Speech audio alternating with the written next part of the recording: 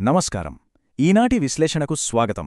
తెలంగాణ రాజకీయాల్లో, మరీ ముఖ్యంగా విద్యా వ్యవస్థలో ఇప్పుడు హాట్ టాపిక్ ఏదైనా ఉందంటే అది ఎడ్యుకేషన్ కమిషన్ చైర్మన్ ఆకునూరి మురళిగారి ఆకస్మిక రాజీనామానే.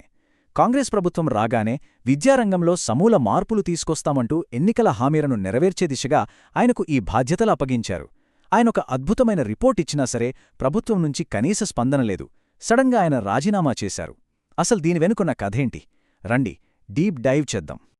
ఇక్కడ మన మైండ్లో మెదిలే అతిపెద్ద ప్రశ్న ఒకటే: రాజకీయ పార్టీలకి నిజంగానే వ్యవస్థను మార్చే ఉద్దేశం ఉందా, లేక ఎన్నికల ముందు ఓట్ల కోసం పెద్ద పెద్ద మేధావులను పక్కన పెట్టుకుని పని అయిపోయాక నిర్దాక్షిణ్యంగా వదిలేస్తున్నారా? ఈ ప్రశ్న చుట్టే మన విశ్లేషణ తిరుగుతుంది. ఎందుకంటే ఇది కేవలం ఒక రాజకీయ ఆరోపణ కాదు, మనం గమనించాల్సిన ఒక చేదు నిజం కావచ్చు. మొదటి విభాగం ఒక సంస్కరణకారుడి ఆకస్మిక రాజీనామా. అసలు ఈ వివాదానికి కేంద్ర బిందువైన మురళీగారి గురించి ముందుగా కొంచెం మాట్లాడుకుందాం. నిజం చెప్పాలంటే మురళీగారి పదవీకాలం అయిపోలేదు. ఆయన 2026 సెప్టెంబర్ వరకు ఆ కుర్చీలో దర్జాగా కొనసాగవచ్చు.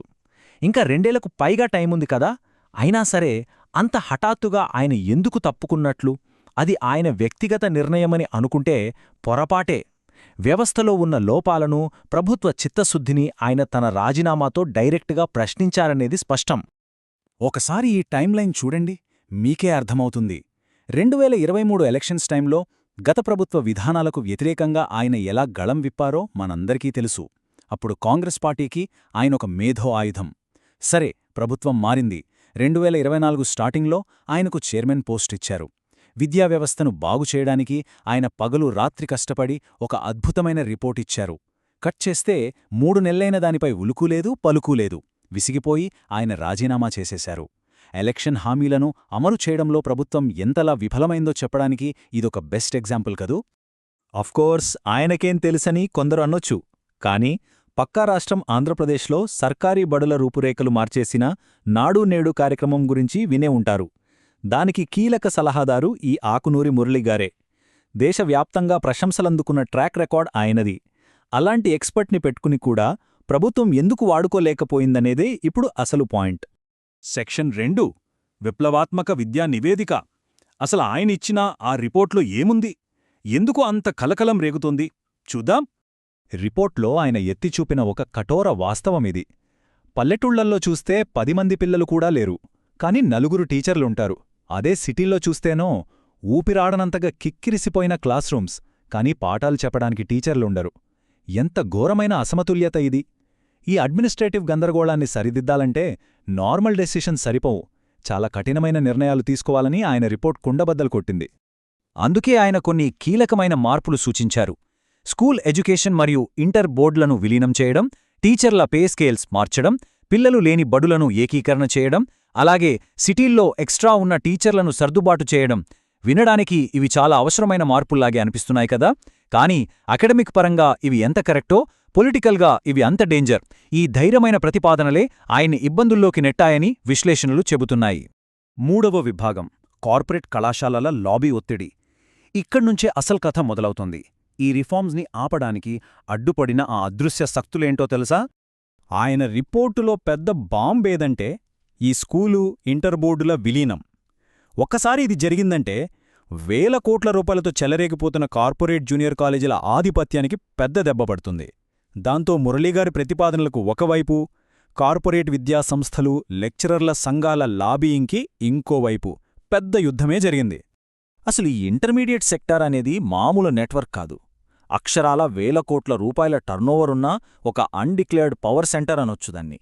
వీళ్ళెంత పవర్ఫుల్ అంటే ప్రైవేట్ బడుల్లో పేద పిల్లలకు 25% రిజర్వేషన్ ఇచ్చే రూల్ని, చివరకు జాతీయ విద్యా విధానం 2020ని కూడా ఆపగలిగేంత సత్తా వీలకుంది. ఇంతటి బలమైన కార్పొరేట్ శక్తుల ముందు ఒక రిటైర్డ్ ఐఏఎస్ అధికారి రిపోర్టు ఎంతవరకు నిలబడుతుంది చెప్పండి. బహుశా ప్రభుత్వాలు కూడా వీళ్ల ముందు తలవంచుతున్నాయేమో అన్న అనుమానం ఇక్కడ బలపడుతోంది. 4వ విభాగం మర్చిపోయిన హామీలు మరియు రాజకీయాలు. మరింత జరుగుతుంటే ప్రభుత్వం ఏం చేసింది? ఎన్నికల్లో ఇచ్చిన హామీలు ఏమయ్యాయి? ఈ నెంబర్ 3 బాగా గుర్తుపెట్టుకోండి. ఇంత సమగ్రమైన, ఏకంగా ఒక రివల్యూషన్ తీసుకొచ్చే రిపోర్ట్ టేబుల్ మీదకొచ్చాక అక్షరలా 3 నెలలు గడిచాయి. కనీసం ఒక్కటంటే ఒక్క అడుగు కూడా ప్రభుత్వం ముందుకు వెయ్యలేదు. అసలా రిపోర్ట్ గురించి కనీస చర్చ కూడా జరగలేదు. ఇదేంటి, అంతా బాగు చేస్తామన్నారు, ఇప్పుడిలా సైలెంట్ అయిపోయారేంటి అని ప్రజల్లో పెద్ద ఎత్తున విమర్శలు మొదలయ్యాయి. సరిగ్గా అప్పుడే సీన్లోకి కె. కేశవరావు గారి ఆధ్వర్యంలోని ప్రభుత్వ సబ్ కమిటీ వచ్చింది. వాళ్లు సింపుల్గా ఒక మాట అనేశారు, అబ్బే, ఈ నివేదిక ప్రభుత్వ విధానాలకు అనుకూలంగా లేదు అని. ఒక్క దెబ్బతో ఆ రిపోర్ట్ను పక్కన పడేశారు. అంటే ముందుగానే ఏం చేయాలో డిసైడ్ అయిపోయి ఈ కమిషన్ను కేవలం టైంపాస్ కోసం వేశారా? ఈ మాటతో ఇక మురళీగారికి అక్కడ ఉండటం ఇష్టం లేక రాజీనామా చేయటం మినహా మరో దారి కనిపించలేదు. ఇక చివరిగా 5వ విభాగం, మేధావులకొక హెచ్చరిక. మురళీగారి నిష్క్రమణతో కథ అయిపోలేదు. ఇది సివిల్ సొసైటీకి, మేధావులకు ఒక స్ట్రాంగ్ వార్నింగ్ బెల్. కొంచెం వెనక్కి తిరిగి చూస్తే ఇదొక ప్యాటర్న్లా కనిపిస్తోంది కదూ. మొన్నటికి మొన్న రెరా చైర్మన్ సత్యనారాయణ గారు కూడా ఇలాగే అర్ధాంతరంగా తప్పుకున్నారు. గతంలో ప్రొఫెసర్ కోదండరాం గారుని కూడా అధికారంలోకి వచ్చాక ఎలా పక్కనబెట్టారో మనం చూశాం. అంటే ఎన్నికలొచ్చినప్పుడు మాత్రమే ఈ స్వతంత్ర ఆలోచనాపరులు కావాలి, తీరా కుర్చీ ఎక్కాక వాళ్ల ఐడియాలు ప్రభుత్వానికి భారంగా మారగానే ఇలా వదిలించుకోవటమనేది రాజకీయాల్లో ఒక ట్రెండ్గా మారిపోయిందా? సో ఈ మొత్తం ఉదంతం మనల్ని ఒకే ఒక్క పాయింట్ దగ్గర నిలబెడుతోంది. పొలిటికల్ పార్టీలకి నిజంగానే సిస్టమ్ని మార్చే ఇంట్రెస్ట్ ఉందా, లేక మేం మారుస్తున్నాం అనే ఒక భ్రమను క్రియేట్ చేసి ఓట్లు దండుకోవడమే వాళ్ల టార్గెటా? కార్పొరేట్ శక్తులను కాదని పబ్లిక్ ఎడ్యుకేషన్ని బాగుచేసే దమ్ము ఎప్పటికైనా ఏ ప్రభుత్వానికైనా వస్తుందా? ఆలోచించండి. ఈ ప్రశ్నలకు జవాబులు వెతుక్కోవలసిన బాధ్యత మనందరిపైనా ఉంది. మరొక ఆసక్తికరమైన విశ్లేషణతో మళ్ళీ కలుద్దాం. నమస్కారం.